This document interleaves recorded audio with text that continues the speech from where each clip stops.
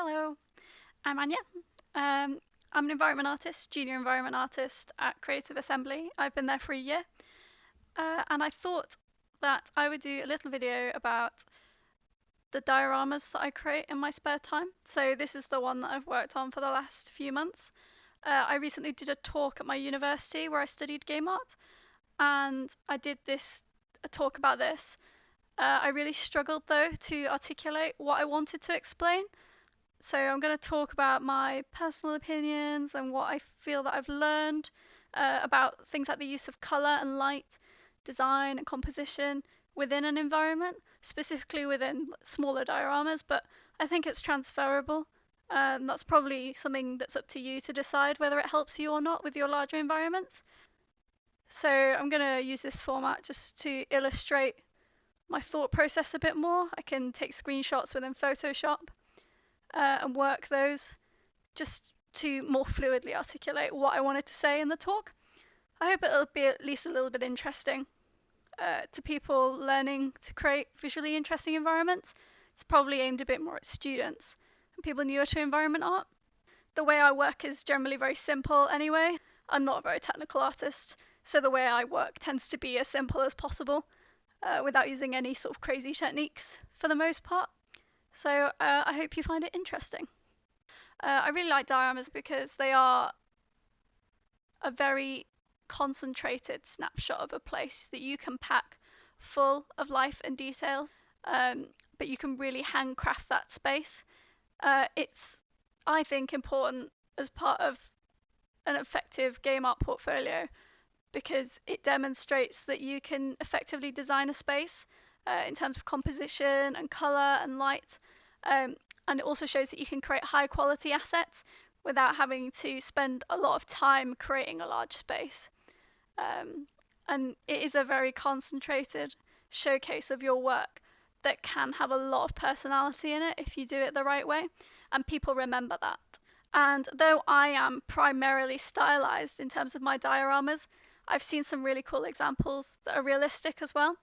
The first ever diorama I actually ever saw was by an artist called Scott Homer who works at Epic Games, and his is realistic, but it's got like a level of stylization to it in terms of how it's broken apart, I think. So blurring the line between stylized and realistic worlds, I think, is a really interesting challenge, and it's very important in game art as well, knowing which rules to bend or break and where the line between stylization and realism cross, I think are really important. A good example is the use of PBR. You want something to look good, and that doesn't necessarily mean using the exact correct values.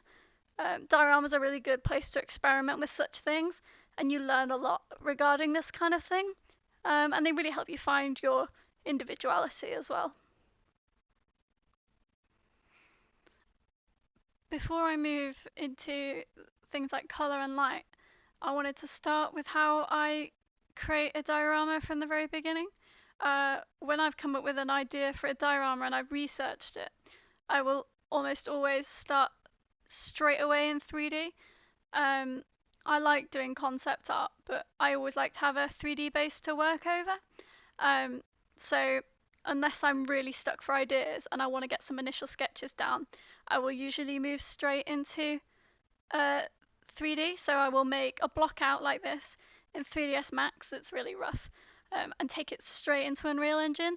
It's something that I see a lot of students not doing. If you don't move straight into what you're going to render in, you will find that once you get in there, that things will look very different to how you expect. The base of a diorama, for instance, might appear much larger than you had anticipated, or perhaps a lot taller than you had anticipated. Things are larger or smaller, and it might ruin any composition that you have created. As soon as I had finished creating a block out that I was happy with, I had that straight in Unreal Engine from the very beginning. Constantly adding meshes or anything that I felt would help the design of the image, such as the tree or this boat. And I worked over that in Photoshop just so I could have the composition that I wanted. So here's just a quick example of my thought process while I was doing the concepting. So here you can see that I decided that something was missing from the bottom of the diorama, and I decided that that would be a boat. And we were also missing something that would lead the eye up the diorama. I find staircases are quite a fun way of doing that. So after all these thoughts, I did a combination of photographs for the tree and the building, and I just worked over that until I had a sort of illustration that I was happy with. I was concepting for myself, so I didn't have to think about what anyone else was gonna see when they looked at this. I could keep it as simple as I wanted, but if I was creating this for someone else, it would be very important for me to, for instance, include photographs of what had inspired me. For instance, this building was inspired by the Palladium Bridge in Bath. It's a very nice bridge, but also breakaways of things like materials that I used. So what does the wood on this boat look like, for instance? Is it pristine or is it all chipped? Is there paint on it? What's going on with these stairs? What's on the ground? Like, what are these plants? So that's important to provide if you are creating a concept for something that a different 3D artist is going to work on. So when I'm creating an image like this, I'm always thinking about how I'm designing the space in terms of composition, but also just aesthetically. When I say design, I do refer to a composition for the most part, but I tend to avoid calling it composition because there's a lot of elements that do just cross over into aesthetics and design, like color and things like that. And since I claim to know nothing about composition, design is just the word I'm sticking with. If you are interested in composition, photography and classical art are very good topics to pursue if you do have a particular interest in composition, but I don't know much about that. I will talk briefly about what I was thinking when I created this space, or designed this space. So, I will take an image of this.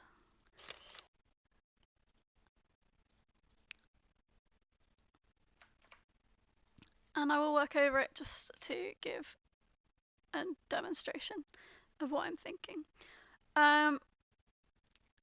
So when I decided I was going to have a boat in there, the main reason was to lead the eye in the scene, although boats are cool. So what that does is lead you into the scene from the right hand side. And as I said, this staircase leads you up and around the scene and into this space in the center of the diorama. I've also tried to design the space so that it is rounded and it's just nice and smooth. The lines kind of flow into each other quite nicely. I must admit that in the concept there was a bit more flow between the stairs and the tree, and I kind of lost that, but it's not the end of the world. I also created this water just as a soft end to the diorama rather than it having a very harsh line where the ground stops. And very importantly as well, you want to avoid any jarring lines pointing out of the diorama. For instance, if I'd had, say, a tree coming out of this side of the diorama, it might work okay, but also it kind of creates a confusing space, especially if it disappeared behind here. Or if I had the tree pointing out this way, that's just not ideal for creating a good flowing composition that keeps leading your eye into the space. You want to keep the viewer in your space and not lead them out with plants coming out here or something like that. This building is quite symmetrical, and I do like that I've created a symmetrical space in the center with very asymmetrical elements. I think that's quite successful. You see some really cool fully symmetrical compositions, but they have very small elements of asymmetry, and it just keeps the viewer interested. So whether you're using symmetry or asymmetry is something to consider. I also think it's very important to have a fore, mid, and background. So if I return to my 3D view, you'll see that I have a foreground, a midground, and a background. I tend to tier my fore, mid, and background up. So you have just sort of a nice clean way of viewing the image that leads back and up. And it's not too confusing with sort of taller elements in the foreground or something like that. For simple dioramas anyway, I think it's just a nice way to work, and it keeps it nice and clean for the viewer. Using contrast of noise and busyness with like areas of cleanness as well is a nice way to work. So what I've got here is lots of very noisy foliage in the foreground, but this space of rest here that's also very bright. And we've got areas of rest in this sort of soft stonework and areas of noise in the ivy. The tree is very noisy, but I think it kind of contrasts nicely with the slightly softer building to look at. I mean, there's no hard and fast rules regarding this, and I just tend to go with what I think looks nice. So there's a lot to learn in this regard for me, but I think it's still interesting to know what people are thinking when they design an image. The design of an image often crosses into color and light. Especially for me, I use color and light a lot to create a space. So I'm gonna move swiftly on to that because I'm better at talking about it. Color, my favorite thing in all the world. Personally, I tend to prefer images that work subtly through the color wheel.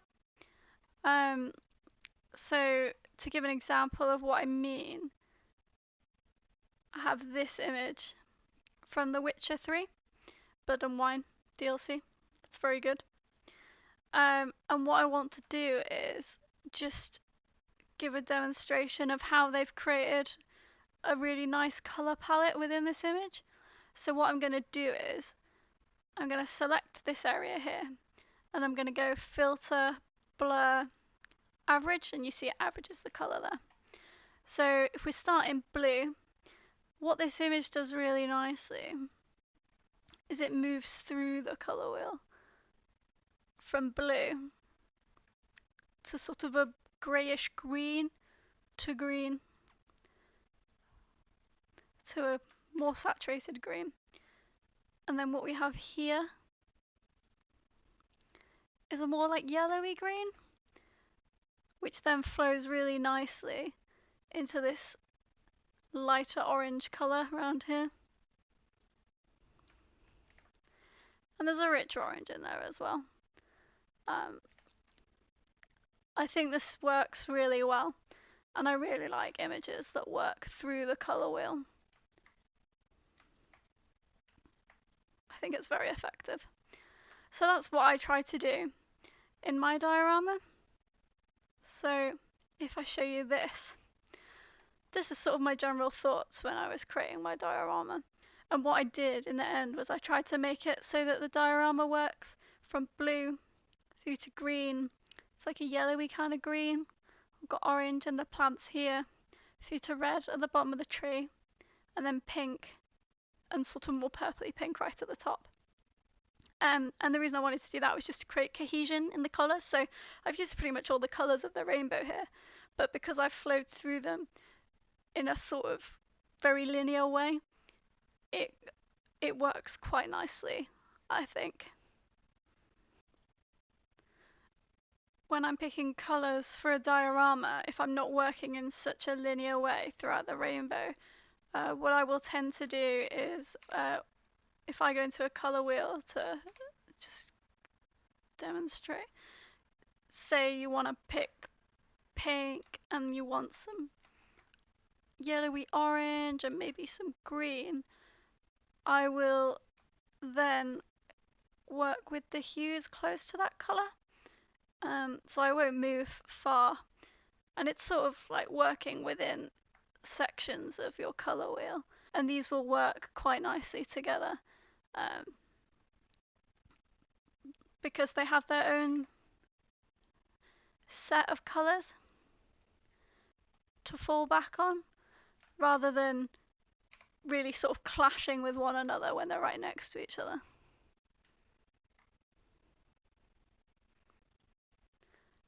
Contrast of saturation is a nice thing to work with as well.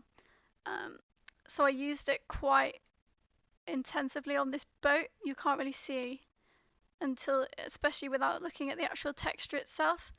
But what I did was I worked the boat in white and orange, but I made the white more purpley, and you can see here this small bar of a more saturated colour, and here as well with the orange there's a small bar of much more saturated orange, and as well with the brown where I had wood showing through, there's a much more saturated rich brown next to a much more desaturated colour.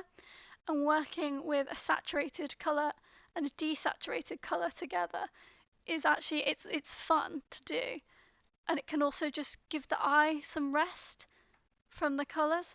A good artist that does this really nicely is Tom Scholes. If you're interested in 2D artists, there's always a really nice differentiation between super saturated colours and then really desaturated colours. And if you have a full palette of quite desaturated colours, that area of desaturation looks even more saturated.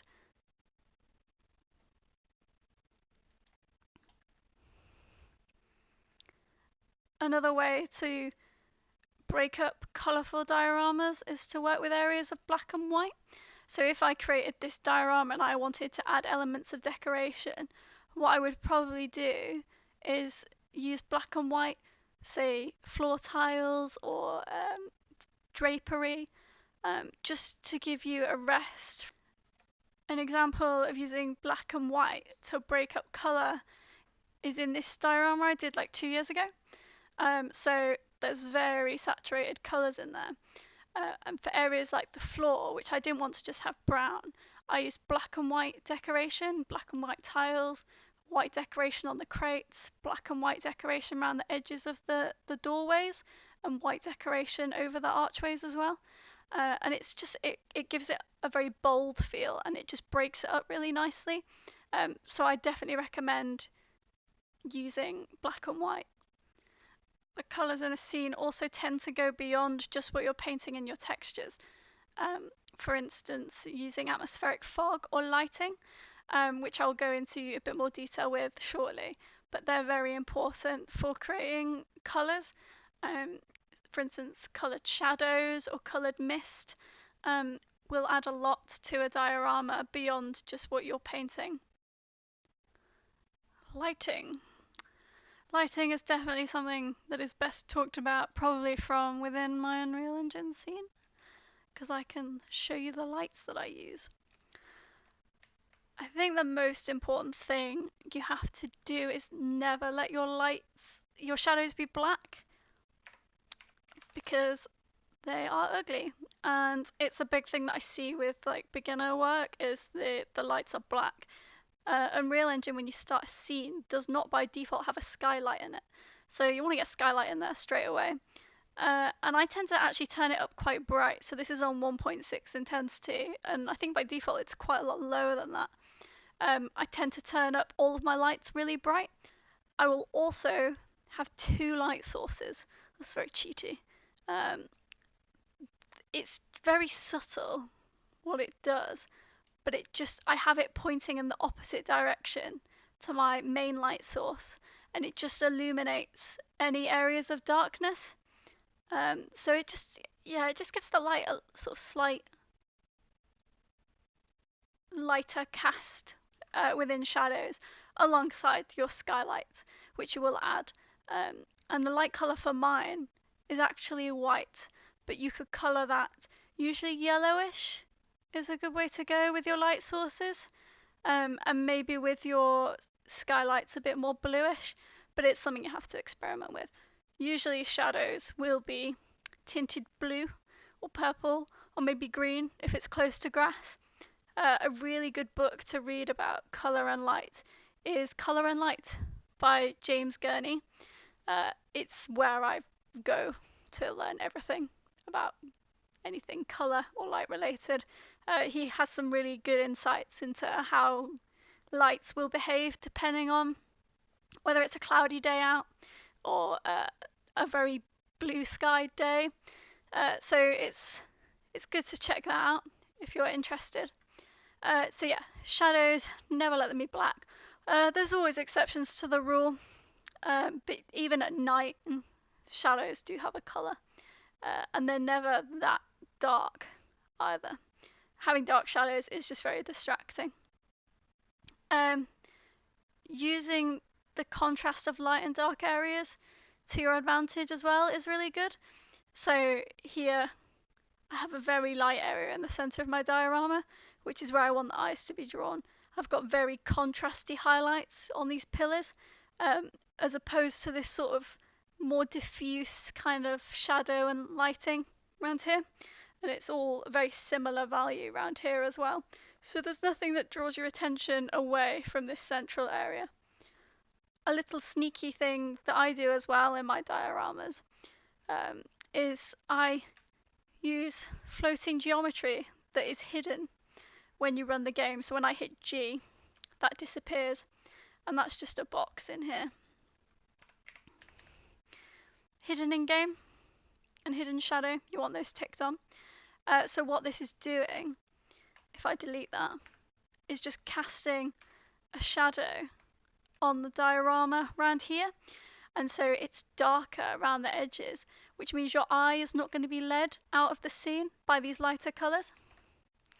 So it just keeps the focus in the centre of the diorama, and using sneaky shadows is something I always do in dioramas.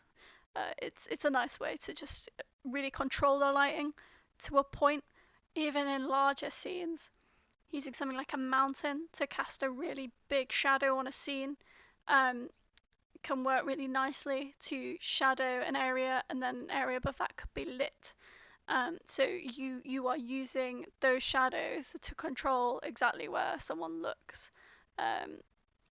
So lighting to frame things is not just something you can do on a small scale, you can definitely do it on a larger scale as well. What I also do is I use point lights quite a lot. Very subtle point lights. Got one here, I've got one there, got a couple in there, got one here. There's even one inside this tree over here. And I have those turned up or down, and I just mostly use them, you can see particularly with this one, to colour areas. So you see this sort of bluish tinge down here to match the water is all caused by this point light here. The light over here is very heavily influenced by that point light I have there, and the lights I'm using, I just want them to create a more ethereal feel to my diorama, and it just creates a much lighter feeling scene, and I tend to like creating sort of bright dioramas. Another thing you can use as well, if you use a post-process volume, which you should because they're great. Global illumination under scene color is good to play with as well. You have to turn it up quite bright if you've already got a bright scene, but that just helps add more color into your shadows, and create, if you use like a warmer color, it creates a very warm feeling to your diorama. Just the general post-process tools are nice to use though. I tend to avoid fiddling with them too much. I have all of these off, but you may find that there's things you play with in there. Ambient occlusion is one that I tend to tweak quite a lot. Bias and power are really interesting to play with. You can see how that's affecting how far the shadows reach. And ambient occlusion can be used to soften a scene quite nicely. You can take away the harshness of the shadows in the cracks, and you can just soften them out quite a lot. So yeah, I tend to tweak those settings a fair bit. I'm just going to undo that. I would recommend working with soft lighting. Obviously it depends on the scene you're creating, but soft lighting just avoids distracting the viewer. Even with all this dappled lighting from this tree, I don't have it super dark. You want your focus of the scene to be on your work, not on the crazy lighting that you've created. I would suggest saving the high contrast values, such as here, this really light area and these really sharp highlights, save those for your focal areas, and try to keep the values within a certain range in the rest of the scene. Um, it's not just light areas that the eye is drawn to, it's also areas of just high contrast, so dark close to a light value will draw the eye much more than just a light value on its own. When looking at someone's work, I think it's really important to look at the process of how that person's work was created. It's very easy to look at the final piece and be like, oh, that's really cool. Like, how did they do it? And it's important to see that I had a lot of problems while creating this piece. From the very beginning, I found that the colours were too desaturated and it just looked really flat and horrible. So I had to go away and find out why that was, because no matter how much I saturated the colours within the texture, it just wasn't doing what I wanted it to do. And that was a problem for a while. You can see here and here, they're still quite sort of plasticky looking before I finally managed to get it so it looked really soft and there wasn't much highlight coming off of it. So for instance with this, what I found was within Unreal Engine, I needed to go into my materials. For instance, let's just get the ground material. And I learned that what I needed to do was I needed to take a power node and I had to put in this value of, the correct value is 1.2, but a value of 1.5 for me just boosted it a bit more. And so if I just plug that, my texture straight in, you'll see that it looks different. It's got a less saturated tone to it. It's much darker and richer, and it's much more true to the colours I used in Photoshop. So that was something I didn't realise was a thing that I discovered while working on this project.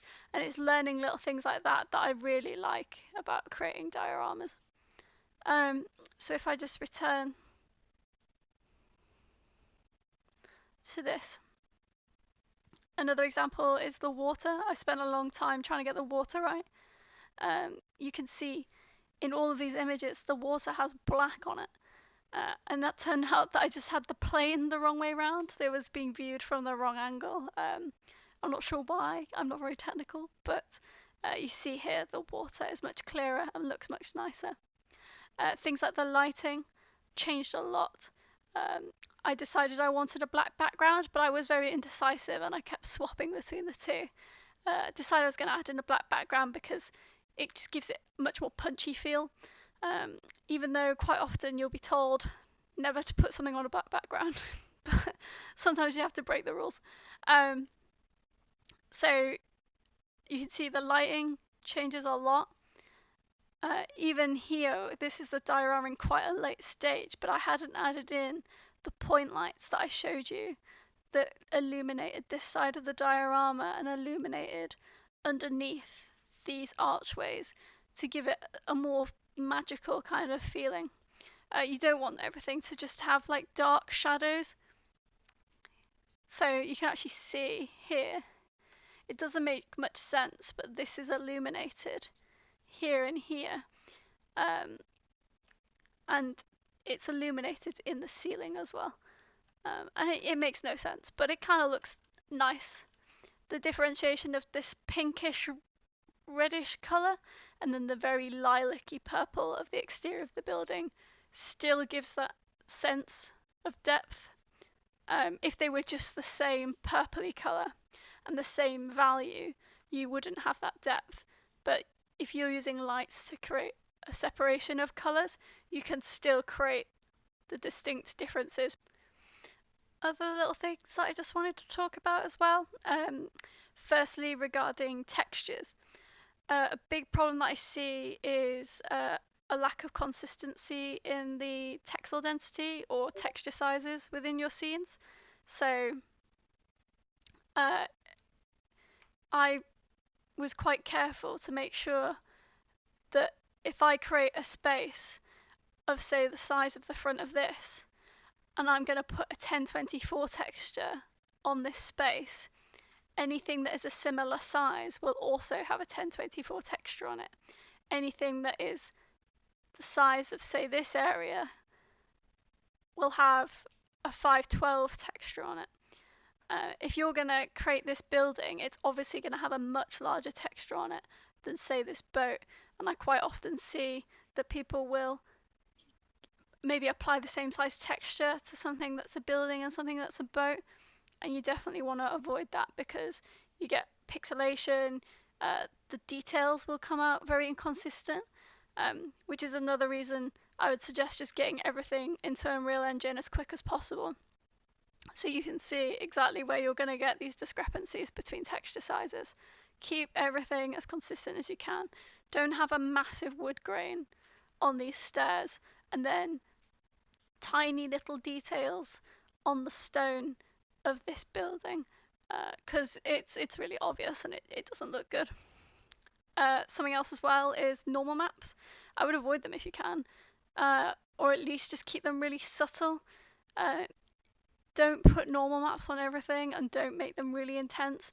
If you're getting lots of little black shadows in your normal map, say if you're putting it on a rock and you've got like a rocky, like grungy texture, and if you're getting black shadows in there, it's really hideous. So you just need to be careful of that. I will avoid putting normal maps on pretty much anything, and if I do put a normal map on something, it's for the big details, such as maybe the grain between planks of wood, but never the actual wood grain. That's not something you really need to put in a normal map. In the same vein, simplifying details in textures, especially alphas. For instance, I could have made the rails on these buildings quite detailed, but it would look wrong. It would be too unpleasant.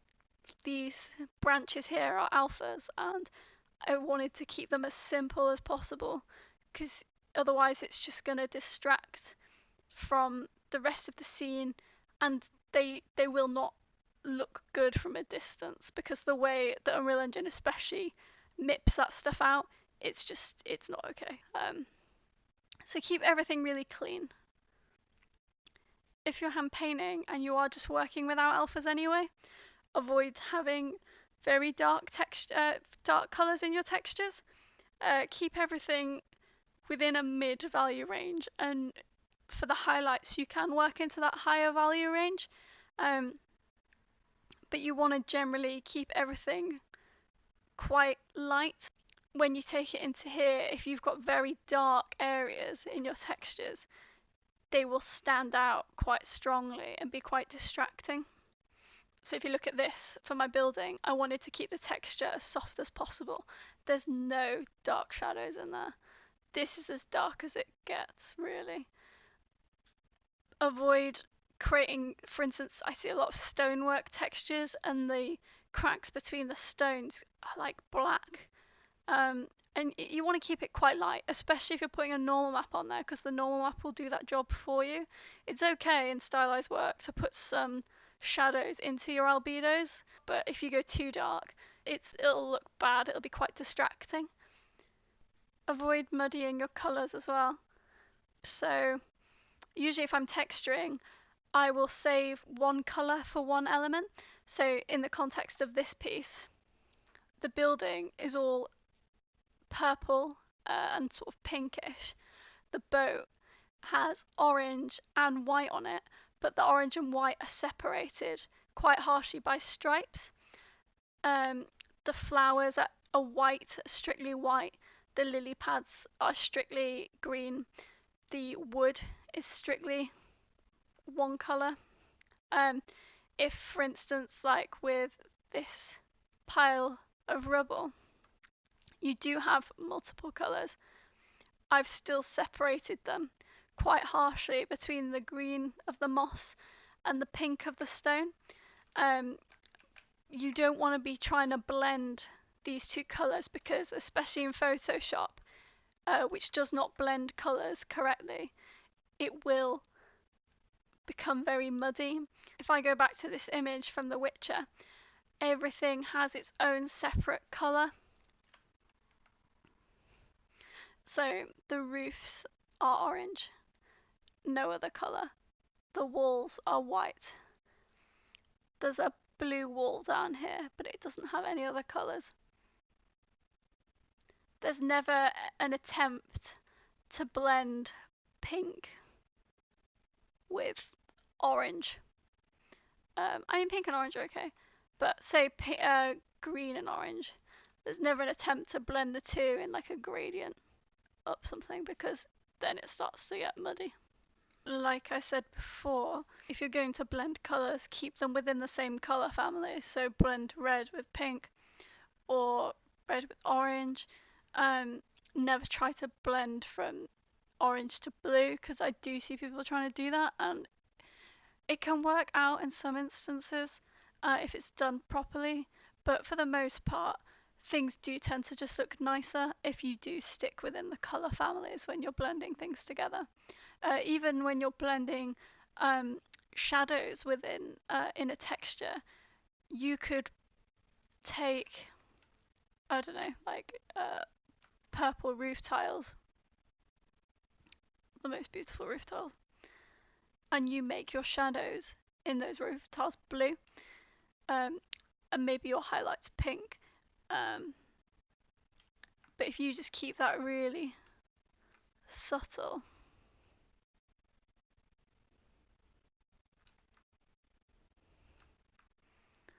so it's a very subtle pink that is creating your highlights, and a subtle blue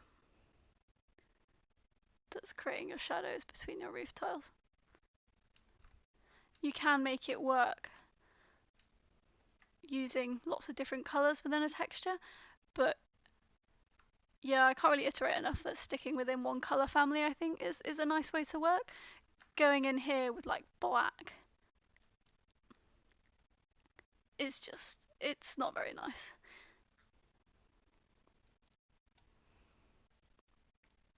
In your textures as well, I think it's really important to have gradients going up your assets, so it's very subtle.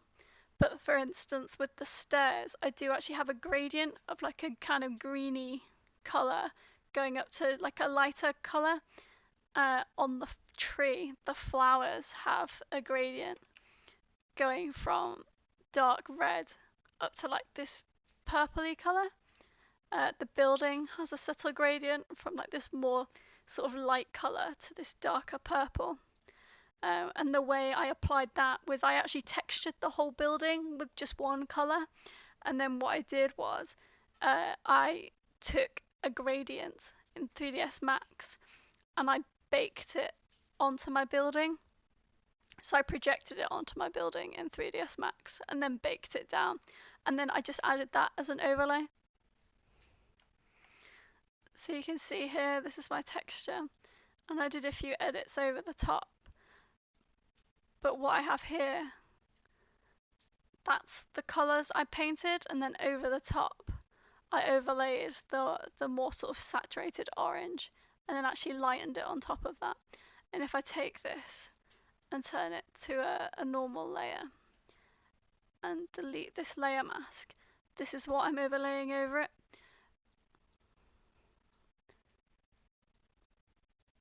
So this is a map that I baked out really quickly in 3ds Max. You can see it's got a few artifacts in it.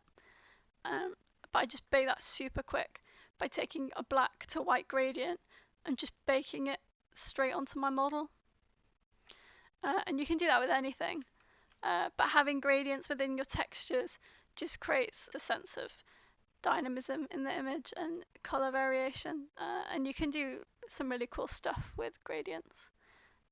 Gradients are very important. A nice way to add gradients in Unreal Engine as well, and I used it for the stairs, I used it for the tree, and I used it for the ivy, is vertex colors. So that's just up here, and I can just display the vertex colors to give you an idea. So these are the vertex colors that I painted over my texture. And you can see here, this is what the texture looked like. It's just a flat green. There's no color variation in the texture at all. So I just painted these subtle colours over it. So like a more bluey colour at the bottom, and then it goes to like more orange at the top. So I can just take a look at the material here. So I've taken my texture, multiplied it with the vertex colours, and then I've used that method that I showed you earlier to multiply the texture over itself. And then I found that the colour was actually a little bit too saturated. So I just desaturated it quite a lot.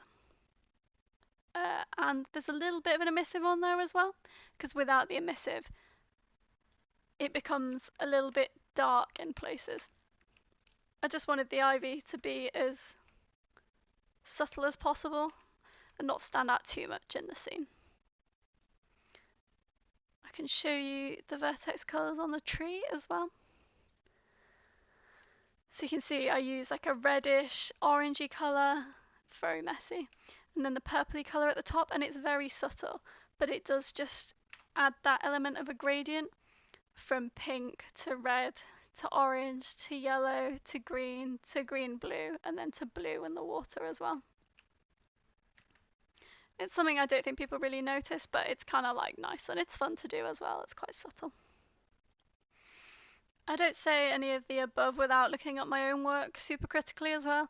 I think it's really important to be critical of your own work and to accept criticism as well and seek criticism where you can.